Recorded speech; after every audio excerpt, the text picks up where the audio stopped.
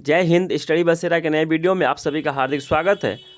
अब तक हम लोगों ने मौर्य समाज साम्राज्य से रिलेटेड 5 वीडियो देख चुके हैं, पढ़ाई कर चुके हैं।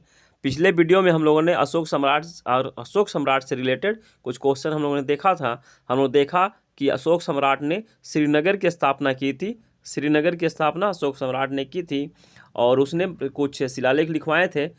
तो उनका जो भाषा का प्रयोग किया था, भारत में ब्राह्मी भाषा का, पाकिस्तान में खरोष्टी लिपि का, भाषा ने लिपि का, भारत में ब्राह्मी लिपि का प्रयोग किया था और पाकिस्तान में खरोष्टी लिपि का और अफगानिस्तान में अरमाइड लिपि का प्रयोग किया था और ग्रीक में ग्रीक लिपि का प्रयोग शिलालेख लिखवाने में किया था। इसका हम लोगों ने अभ्यास कर लिया है। इससे आगे हम लोग आज के वीडियो में शिलालेख कहाँ कहाँ शिलालेख थे, कौन कौन शिलालेख थे और उनमें क्या लिखा हुआ था, उसके बारे में आज पढ़ेंगे। आज का पहला क्वेश्चन है, जैन धर्म के त्रिपिटक में किस अभिलेख का उल्लेख है? सम्राट अशोक के किस अभिलेख का उल्लेख है? तो ऑप्शन है, ऑप्शन ए भब्रू अभिलेख, ऑप्शन बी मास्की अभिलेख, ऑप्शन सी टोपरा अभिलेख, ऑप्शन डी रुमनदेई अभिलेख। तो इसका आंसर हो जाएगा ऑप्शन ए भब्रू अभिलेख। भब्रू अभिलेख का उल्लेख जैन धर्म के त्रिपिटक में मिलता है। अब भब्रू अभिलेख के बारे में थोड़ा जान लेते हैं, ये कहाँ है। तो ये भी क्वेश्चन बन सकता है कि भब्रू अभिलेख कहाँ स्थित है। तो भब्रू अभिलेख राजस्थान में स्थित है। राजस्थान में भब्रू अभिलेख पाया गया है और इस अभिलेख में सम्राट अशोक ने अपने आप को मगध सम्राट अशोक कहकर संबोधित किया है। इसमें जो लिखा है उसमें इसी अभिलेख में क्वेश्चन आ सकता है कि अपने आप को सम्राट कहकर किस अभिलेख में संबोधित किया है। तो आंसर हो जाएगा राजस्थान के भब्रू अभिलेख में सम्राट अशोक ने अपने आप को सम्राट अशोक, मगध सम्राट अशोक कहकर संबोधित किया है। यह भी क्वेश्चन बनता है। और हम लोग देखें मास्की गुर्जरा, तो मास्की गुर्जरा पिछला भी क्वेश्चन हम लोग देखा था। तो मास्की गुर्जरा में, गुर्जरा अभिलेख में अशोक ने अपने आप को अशोक के नाम से संबोधित किया था। वहाँ सम्राट शब्द का इस्तेमाल नहीं किया था उस अभिलेख में। और 2 अभिलेख है जहाँ की अशोक ने अपने आप को अशोक ही सिर्फ कहा था, मगध सम्राट या मगध सम्राट कहकर संबोधित नहीं किया था। वो थे मास्की, नेत्तूर, उदयगुलान और गुर्जरा अभिलेख। तो मास्की, नेत्तूर और उदयगुलान ये तीनों ही अभिलेख कर्नाटक में स्थित है। यह क्वेश्चन ही बन सकता है कि कर्नाटक में कौन सा अभिलेख है, ये बताइए। इस तरह का ऑप्शन में आ सकता है। तो मास्की, नेत्तूर और उदयगुलान ये तीनों अभिलेख कर्नाटक में स्थित है और गुर्जरा अभिलेख ये मध्य प्रदेश में स्थित है। नेक्स्ट क्वेश्चन है, रुमनदेई अभिलेख कहाँ स्थित है? ऑप्शन है, option A Lumbini, option B Haryana, option C Meerut, option D Kaushambi. तो इसका आंसर हो जाएगा ऑप्शन ए लुम्बिनी, जो कि नेपाल में स्थित है। तो रुमनदेई अभिलेख नेपाल के लुम्बिनी में स्थित है, जहाँ की महात्मा बुद्ध का जन्म हुआ था। वहाँ रुमनदेई अभिलेख स्थित है। रुमनदेई अभिलेख सबसे छोटा अभिलेख भी है। ये क्वेश्चन ये बन सकता है, सबसे छोटा अभिलेख कि सम्राट अशोक का सबसे छोटा शिलालेख कौन सा है, यह अभिलेख कौन सा है? तो यह हो जाएगा रुमनदेई अभिलेख, जो कि लुम्बिनी में स्थित है। और इस अभिलेख पर टैक्स के बारे में चर्चा है, टैक्स या अर्थव्यवस्था की चर्चा है इस पे। वहाँ उस क्षेत्र में, लुम्बिनी वाले क्षेत्र में टैक्स कम था। इस विषय पर इस अभिलेख में चर्चा की गई है। नेक्स्ट क्वेश्चन है, टोपरा अभिलेख और मेरठ अभिलेख को कौन उठाकर दिल्ली लाया था? मतलब किसके शासनकाल में ये दोनों अभिलेख को, टोपरा अभिलेख और मेरठ अभिलेख को दिल्ली लाया गया था? तो ऑप्शन है, option A Akbar, option B Firoz Shah Tughlaq, option C Sher Shah Suri, option D Aurangzeb. तो इसका आंसर हो जाएगा ऑप्शन बी फिरोज शाह तुगलक ने अपने शासनकाल के दौरान टोपरा अभिलेख और मेरठ अभिलेख दोनों कहीं उठाकर दिल्ली लाया था। टोपरा अभिलेख हरियाणा में स्थित था और मेरठ अभिलेख यूपी में स्थित था। इन दोनों अभिलेखों, दोनों स्थानों से फिरोज शाह तुगलक ने उठाकर दिल्ली में स्थापित कर दिया है। अभी यह दिल्ली में स्थित है, दोनों अभिलेख दिल्ली में स्थित हैं। फिरोज शाह तुगलक ने हिसार, फिरोजाबाद, फतेहाबाद, जौनपुर, फिरोजपुर आदि जो नगर, ये सब नगर है, इन नगरों की स्थापना फिरोज शाह तुगलक ने ही की थी। और फिरोज शाह तुगलक ने कुतुब मीनार के 5वें मंजिल का निर्माण, पुनः निर्माण, जो कि ध्वस्त हो गया, बिजली गिरने से ध्वस्त हो गया था कुतुब मीनार का 5वां मंजिल, तो उसका पुनः निर्माण, कुतुब मीनार के 5वें मंजिल का पुनः निर्माण फिरोज शाह तुगलक ने करवाया था। और फिरोज शाह तुगलक ने फारसी भाषा में अपनी आत्मकथा फुतूहत ए फिरोज शाही की रचना भी की थी। बर्नी जो कि इसका एक दरबारी था, इसने तारीख ए फिरोज शाही नामक पुस्तक लिखी थी। बर्नी फिरोज शाह तुगलक का दरबारी था, इसका दरबार में रहता था और इसने तारीख ए फिरोज शाही नामक पुस्तक लिखी थी। नेक्स्ट क्वेश्चन है, कौशाम्बी अभिलेख को उठाकर किसने प्रयागराज में स्थापित किया था? ऑप्शन है option A Akbar, option B Sikandar Lodi, option C Jahangir, option D Aurangzeb. तो इसका आंसर हो जाएगा ऑप्शन ए, अकबर ने कौशाम्बी अभिलेख को उठाकर प्रयागराज में स्थापित किया था। कौशाम्बी अभिलेख, जो कौशाम्बी है यूपी में स्थित है, उत्तर प्रदेश में स्थित है, और प्रयागराज भी उत्तर प्रदेश का ही शहर है। ये दोनों में स्टेट का डिफरेंस नहीं है, बस शहर का स्थान का डिफरेंस हुआ इस अभिलेख में, जो कौशाम्बी से उठाकर प्रयागराज में स्थापित कर दिया अकबर ने। और इस अभिलेख में सम्राट अशोक की प्रिय पत्नी, जिसका नाम था कारूबाकी, सम्राट अशोक की प्रिय पत्नी का नाम था कारूबाकी, तो कारूबाकी के दान की चर्चा, वो जो दान करती थी, लोगों को दान देती थी, उसकी चर्चा इस अभिलेख में की गई है, कौशाम्बी अभिलेख में। यानी कि यह क्वेश्चन यहाँ और एक बनता है कि कौन सा अभिलेख रानी कारूबाकी को समर्पित है, यानी रानी कारूबाकी के बारे में चर्चा की गई है, तो इसका आंसर हो जाएगा कौशाम्बी अभिलेख में रानी कारूबाकी को समर्पित है या उसकी चर्चा की गई है। नेक्स्ट क्वेश्चन है, लौरिया नंदनगढ़ अभिलेख पर किसका चित्र बना हुआ है? ऑप्शन है ऑप्शन ए शेर, ऑप्शन बी मोर, ऑप्शन सी बैल, ऑप्शन डी घोड़ा। तो इसका आंसर हो जाएगा ऑप्शन बी मोर। लौरिया नंदनगढ़ अभिलेख पर मोर का चित्र बना हुआ है, उसमें सम्राट अशोक के संदेश भी लिखे हुए हैं। लौरिया नंदनगढ़ अभिलेख, लौरिया अरेराज अभिलेख और रामपुरवा अभिलेख, ये तीनों अभिलेख बिहार के चंपारण जिले में स्थित हैं। तीनों के तीनों अभिलेख चंपारण में स्थित हैं। अब तक हम लोगों ने सम्राट अशोक के जो अभिलेख पढ़े हैं वो सभी छोटे अभिलेख है। 7 प्रमुख छोटे अभिलेख हैं, जिनमें पहला है रुमंदेई अभिलेख, जो कि लुम्बिनी नेपाल में स्थित है, और यह सबसे छोटा अभिलेख भी है। सबसे छोटा अभिलेख अगर क्वेश्चन में आता है कि सबसे छोटा अभिलेख कौन सा है, तो इसका आंसर हो जाएगा रुमंदेई अभिलेख, जो कि लुम्बिनी में स्थित है। दूसरा है टोपरा अभिलेख और मेरठ अभिलेख, ये 2-3 हम लोग को पढ़ा। और चौथा है कौशाम्बी अभिलेख, जिसको कि एक सम्राट अकबर ने उठाकर प्रयागराज में स्थापित कर दिया था। और 3 जो 4 हम लोग देख लिया, और 3 है रामपुरवा अभिलेख, लौरिया अरिराज अभिलेख, लौरिया नंदनगढ़ अभिलेख। ये 7 अभिलेख छोटे अभिलेख हैं, छोटे अभिलेख सम्राट अशोक के हैं। ये 7 छोटे अभिलेख सम्राट अशोक के हैं। अब हम लोग कुछ क्वेश्चन भी देख लेते हैं, और भी एक्स्ट्रा क्वेश्चंस है, सारनाथ स्तंभ में किस जानवर का चित्र नहीं है? ऑप्शन है ऑप्शन ए हाथी, ऑप्शन बी घोड़ा, ऑप्शन सी बैल, ऑप्शन डी चीता। तो इसका आंसर हो जाएगा ऑप्शन डी। सारनाथ स्तंभ का जो अभिलेख है उसमें चीता का चित्र नहीं है, चीता की मूर्ति नहीं बनी हुई है। और सारनाथ स्तंभ का जो लायन कैपिटल है वो हमारा भारत का राष्ट्रीय चिन्ह भी है। भारत का राष्ट्रीय चिन्ह सारनाथ स्तंभ से ही लिया गया है। सारनाथ स्तंभ में 4 जानवरों का चित्र है, उनमें घोड़ा, हाथी, शेर, बैल, इन 4 जानवरों का चित्र सारनाथ स्तंभ में है। जिसमें कि कितने शेर, ये क्वेश्चन भी आ सकता है कि कितने सारनाथ स्तंभ में कितने शेर हैं या सिंह हैं, तो 4 हैं, 4 शेर हैं, जो कि किसी भी तरह से अगर देखते हैं हम लोग 3 ही शेर नजर आते हैं, परंतु उसमें 4 एक पीछे की ओर छुप जाता है। और उसमें एक अशोक चक्र बना हुआ है, जिसमें कि 24 तिलियां हैं, जो कि हमारे राष्ट्रीय झंडा के बीच में जो सफ़ेद पत्ती में जो लगा रहता है चक्र, वहीं से लिया गया है। सारनाथ स्तंभ से ही वो चक्र लिया गया है, जिसे कि अशोक चक्र या धर्म चक्र कहा जाता है। ये जानवरों को याद करने के लिए एक शॉर्ट फॉर्म है, याद कर सकते हैं आप लोग, hello, HELO, H for horse, E for elephant, L for lion and O for ox. Hello word को याद रखेंगे तो चारों जानवरों का चित्र नाम याद रहेगा कि सारनाथ स्तंभ में ये 4 जानवरों का चित्र है। नेक्स्ट क्वेश्चन है, सरेकुना अभिलेख कहाँ है? ऑप्शन है option A Bharat, option B Pakistan, option C Afghanistan, option D Greek. तो इसका आंसर हो जाएगा ऑप्शन सी, अफगानिस्तान में सरेकुना अभिलेख है। और यह एक द्विभाषीय अभिलेख है। इस अभिलेख में 2 लिपियों का प्रयोग किया गया है। इस अभिलेख पर ग्रीक और अरमाइड दोनों ही लिपियों का प्रयोग किया गया है। दोनों ही लिपियों में संदेश लिखे हुए हैं इस अभिलेख में। इसलिए क्वेश्चन बन सकता है कि निम्नलिखित में से कौन सा अभिलेख द्विभाषीय अभिलेख है।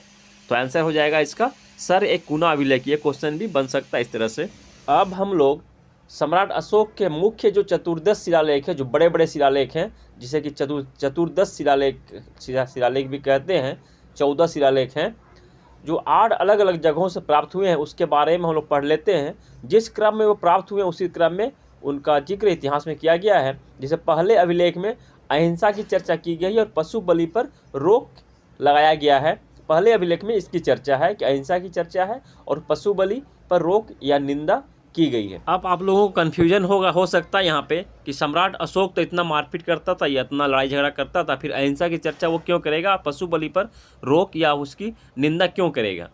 तो भाई यहाँ ध्यान देना है कि ये सब बातें जो शिलालेख लिखी है इसने कलिंग युद्ध के बाद लिखी है। कलिंग युद्ध के बाद उसने बौद्ध धर्म को स्वीकार कर लिया था, अहिंसा के मार्ग पर चलने की प्रतिज्ञा कर ली थी, उसके बाद इसकी बात की गई है। कुछ लोगों को आप लोगों ने पढ़ा होगा कहीं कि सम्राट अशोक के रसोई में मोर का मीट या मीट मांस बनता था, परंतु वो सब बातें जो है कलिंग युद्ध के पहले की बातें। कलिंग युद्ध के बाद ये सभी शिलालेख जो अहिंसा की चर्चा की गई है, प्रजा को अहिंसा के साथ जीने की जो संदेश सम्राट अशोक ने छपवाए थे, लिखवाए थे, ये सब बातें उसके बाद की है। उसके बाद उसने ऐसा नहीं किया होगा, जहाँ तक शिलालेख में लिखने के बाद की बात है। दूसरे अभिलेख पर पशु चिकित्सा की बात की गई है और दक्षिण भारत के 4 राजवंशों की चर्चा है। दक्षिण भारत के 4 राजवंशों चेर, चोल, पांड्य और सत्यपुत्र और एक विदेशी राजवंश श्रीलंका की चर्चा है। और तीसरा जो अभिलेख है वो 3 अधिकारियों की चर्चा इस पर की गई है। 3 अधिकारियों की चर्चा तीसरे अभिलेख में की गई है। वे अधिकारी हैं, पहला है राजुक, दूसरा है युक्तक और तीसरा है प्रदेशक। और इस पर यह भी बताया गया है कि ये अधिकारी प्रत्येक 5 वर्ष में अपने साम्राज्य का भ्रमण करेंगे और जो भी रिपोर्ट होगा, अच्छा बुरा, जो भी कितना विकास हुआ है, क्या ज़रूरत है, इसकी जानकारी राजा को देंगे। इसका रिपोर्ट वहाँ सबमिट करेंगे और रिपोर्ट प्रस्तुत करेंगे। और चौथे अभिलेख में, जिसमें कि भैरी घोष को त्याग कर, जबकि कलिंग युद्ध के बाद सम्राट अशोक ने युद्ध नीति को त्याग दिया था, उसकी चर्चा इस अभिलेख में, चौथे अभिलेख में भैरी घोष, जिसको कि युद्ध घोष कहा जाता है, को त्याग कर धर्म घोष यानी कि धर्म की नीति पर चलने की चर्चा इस अभिलेख में है। यानी कि युद्ध के दम पर शासन को छोड़कर धर्म के आधार पर शासन को अपना लिया था अशोक ने। इसकी चर्चा चौथे अभिलेख में है। और 5वें अभिलेख में धम्म महामत्य की नियुक्ति की चर्चा है। धम्म महामत्य वो होते हैं जो कि लोगों को धर्म के बारे में बताते हैं। सम्राट अशोक ने धम्म महामात्य या धम्म महामात्र की नियुक्ति धर्म का प्रचार प्रसार के लिए किया था। अपने प्रजाओं के बीच में धम्म घोष की नीति को प्रचार प्रसार के लिए और धर्म का पालन करवाने के लिए धम्म महामात्य या धम्म महामात्र की नियुक्ति की थी। इसकी चर्चा 5वें अभिलेख में मिलती है। 6ठे अभिलेख ने सम्राट अशोक ने इसका उल्लेख किया है कि जन कल्याण के विषय पर चर्चा करने के लिए, बातचीत करने के लिए कोई भी अधिकारी सम्राट अशोक से किसी भी समय में मिल सकता है, उससे बातचीत कर सकता है। 7वें अभिलेख में सभी धर्म के लोगों को मिलजुल कर रहने की बात की गई है, यानी कि धार्मिक समन्वय की चर्चा 7वें अभिलेख में मिलती है।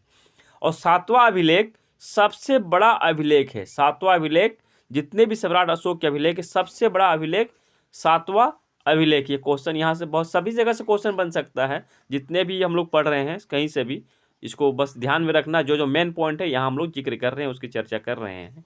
8वें अभिलेख में सम्राट अशोक के धम्म यात्रा का उल्लेख किया गया है।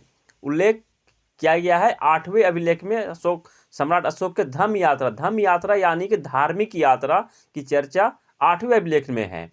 और सम्राट अशोक ने धार्मिक यात्रा कलिंग युद्ध के ठीक बाद से, जब उसने बौद्ध धर्म स्वीकार कर लिया था, तो उसी समय यानी कि राज्य अभिषेक के 8वें वर्ष में ही सम्राट अशोक ने यानी 261 में कलिंग युद्ध पर आक्रमण किया था और उसी वर्ष 8वें वर्ष में ही धार्मिक यात्रा शुरू कर दी थी।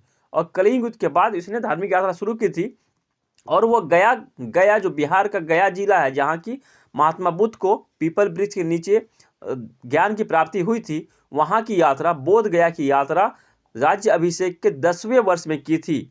राज्याभिषेक के 10वें वर्ष में बिहार के बोध गया की यात्रा की थी। और अभिषेक के 20वें वर्ष में, मतलब 20 वर्ष में धार्मिक यात्रा उसने लुम्बिनी में की थी, जहाँ की महात्मा बुद्ध का जन्म हुआ था। वहाँ राज्याभिषेक के 20वें वर्ष में की थी। ये महत्वपूर्ण पॉइंट है। बाकी उसने पहले छोटे छोटे जगहों में धार्मिक यात्रा की थी। कुछ क्रम दिए जा रहे हैं मेन जो है, जिस सबसे पहले गया, उसके बाद कुशीनगर, उसके बाद लुम्बिनी, उसके बाद कपिलवस्तु, और उसके बाद सारनाथ, उसके बाद लास्ट में श्रावस्ती। ये जो मेन पॉइंट है, मेन जगह है, इस सभी जगह की यात्रा सम्राट अशोक ने की थी। 9वें अभिलेख में छोटे त्योहारों पर प्रतिबंध का उल्लेख मिलता है। सम्राट अशोक ने छोटे त्योहारों पर प्रतिबंध लगा दिया था, इसका उल्लेख 9वें अभिलेख में मिलता है। और 10वें अभिलेख में धर्म के महत्व का उल्लेख किया गया है कि अगर धार्मिक नीति पर चलने से कितने फायदे हैं, क्या फायदे हैं, इसका उल्लेख 10वें अभिलेख में मिलता है। यानी कि सम्राट अशोक ने अपनी प्रजा से धार्मिक नीति पर चलने का निवेदन किया था, और इस नीति पर, धार्मिक नीति पर, धर्म के मार्ग पर रहने से कितने फायदे हैं, इसकी चर्चा उसने 10वें अभिलेख में की थी। और 11वें अभिलेख में अपने अधिकारियों से उसने आदेश दे रखा था कि ब्राह्मणों को वे ना परेशान करें, ब्राह्मणों को परेशान करने से मना किया था अपने अधिकारियों को। इसकी चर्चा 11वें अभिलेख में मिलती है। और 12वें अभिलेख में उसने स्त्रियों की दशा की जांच पड़ताल, उनकी स्थिति की सुधार के लिए एक स्त्री महामात्र, एक अधिकारी की नियुक्ति की थी, जिसका नाम था स्त्री महामात्र। ये अधिकारी की नियुक्ति की थी जिसका काम था स्त्रियों की दशा की जांच पड़ताल करना, उनकी स्थिति की सुधार के लिए काम करना। इसका उल्लेख, इसकी चर्चा 12वें अभिलेख में मिलती है। और 13वें अभिलेख में हम लोगों ने इस क्वेश्चन को भी देख चुके हैं कि 13वें अभिलेख में सम्राट अशोक ने अपने कलिंग युद्ध की चर्चा की है, कि कलिंग युद्ध में उसने युद्ध किस तरह से किया था, इसकी चर्चा 13वें अभिलेख में मिलती है।